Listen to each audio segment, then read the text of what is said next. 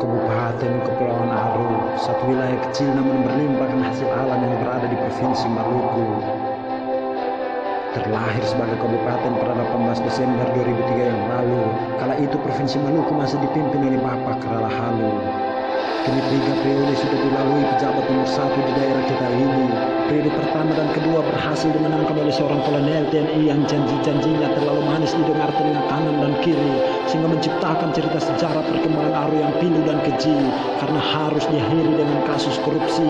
Mengakibatkan sang kolonel harus mengakhiri masa hidupnya di penjara seperti dongeng pejabat berdasi yang mati dikebiri. Oh, sungguh cerita ini sangat-sangat sedih. Tak cukup sampai di situ, periode ketiga berhasil dimenangkan oleh seorang dokter yang katanya mampu merubah dan menata masa depan Aru, sehingga semua masyarakat menaruh harapan dan cita-cita pada si dokter berambut putih itu. Namun semua masih hanya sebatas mimpi. Cara kerja beliau masih sama dengan pemimpin dahulu, yang mana janji-janji katanya akan samaratakan dan memajukan pendidikan dan kesehatan di Aru mulai dari hilir sampai hulu. Mana ternyata itu hanya sebatas cerita narasi yang telah berlalu, karena di mana penerimaan PNS dan beasiswa pemerintah yang diperuntukkan untuk putra-putri daerah seperti kedokteran di Unpati dan Akamegah Cepu, yang mana putra-putri Aru hanya sebagai peserta tes, tetapi orang lain yang baru di Aru yang akan menjadi terdahulu. Omong kosong, oh omong kosong.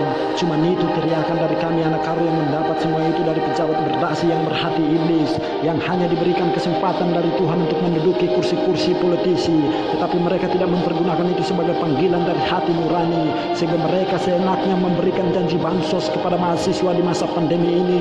Kami hanya mendengar dan tidak pernah mendapatkannya. Kapan dan kapan? Jangan sampai timbul paradigma kalau Anda adalah pemangku kekuasaan yang suka berbohong. Timbul lagi kalau Pemda dalam hal ini melalui si dokter berambut putih kembali memperpanjang penutupan akses transportasi udara dan laut. Mau tidak mau kami harus berjuang dan bertahan hidup di rantau orang dengan doa dan air mata, sedangkan kalian tinggal menikmati hasil dari apa yang alam dan leluhur kami titipkan di situ. Kami hanya ingin ucapkan, oh jijik jiwa nutalinya kama sinirdin.